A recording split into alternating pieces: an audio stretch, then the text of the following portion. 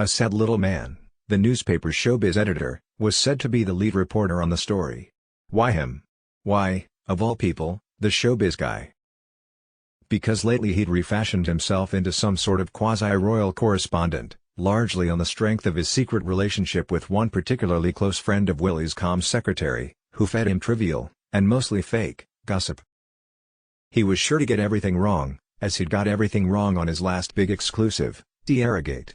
He was equally sure to cram his story into the paper as fast as possible, because he was likely working in concert with the palace, whose courtiers were determined to get ahead of us and spin the story.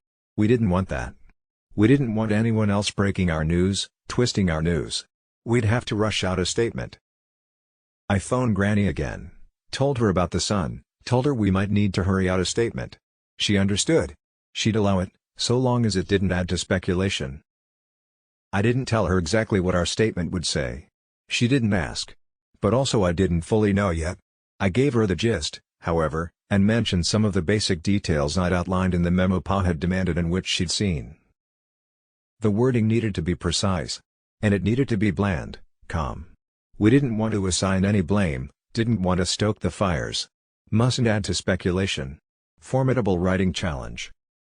We soon realized it wasn't possible. We didn't have time to get our statement out there first. We opened a bottle of wine. Proceed, sad little man, proceed. He did. The Sun posted his story late that night, and again on the morning's front page. Headline, We're ORF. As expected, the story depicted our departure as rollicking, carefree, hedonistic dapping out, rather than a careful retreat and attempted self-preservation. It also included the telling detail that we'd offered to relinquish our Sussex titles. There was only one document on earth in which that detail was mentioned, my private and confidential letter to my father, to which a shockingly, damningly small number of people had access. We hadn't mentioned it to even our closest friends. January 7th, we worked some more on the draft, did a brief public appearance, met with our staff. Finally, knowing more details were about to be leaked, on January 8th we hunkered down deep inside Buckingham Palace, in one of the main staterooms, with the two most senior members of our staff. I'd always liked that stateroom. Its pale walls, its sparkly crystal chandelier. But now it struck me as especially lovely and I thought, has it always been so?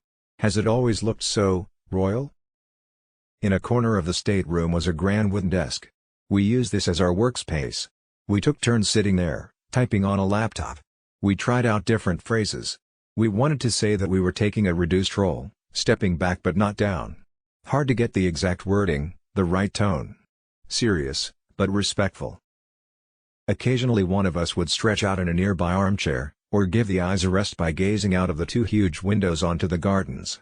When I needed a longer break I set off on a trek across the oceanic carpet. On the far side of the room, in the left corner, a small door led to the Belgian suite, where Meg and I had once spent the night. In the near corner stood two tall wooden doors, the kind people think of when they hear the word palace. These led to a room in which I'd attended countless cocktail parties. I thought back on those gatherings, on all the good times I'd had in this place. I remembered, the room right next door was where the family always gathered for drinks before Christmas lunch. I went out into the hall. There was a tall, beautiful Christmas tree, still brightly lit. I stood before it, reminiscing. I removed two ornaments, soft little corgis, and brought them back to the staffers. One each. Souvenir of this strange mission, I said. They were touched. But a bit guilty. I assured them, no one will miss him. Words that seemed double-edged. Late in the day, as we crawled closer to a final draft, the staffers began to feel anxious. They worried aloud if their involvement would be discovered. If so, what would it mean for their jobs? But mostly they were excited. They felt that they were on the side of right, both had read every word of abuse in the press and on social media, going back months and months. At 6 p.m. it was done. We gathered around the laptop, read the draft one last time. One staffer messaged the private secretaries of Granny, Pa, and Willie, told them what was coming. Willie's guy replied immediately, "This is going to go nuclear." I knew, of course, that many Britons would be shocked, and saddened, which made my stomach churn. But in due course, once they knew the truth, I felt confident they'd understand. One of the staffers said, "Are we doing this?" Meg and I both said, "Yes. There's no other choice." We sent the statement to our social media person. Within a minute there it was, live, on our Instagram page, the only platform available to us. We all hugged, wiped our eyes, and quickly gathered our things. Meg and I walked out of the palace and jumped into our car. As we sped towards Frogmore, the news was already on the radio. Every channel. We picked one. Magic FM. Meg's favorite. We listened to the presenter work himself into a very British lather. We held hands and shared a smile with our bodyguards in the front seat. Then we all gazed silently out of the windows.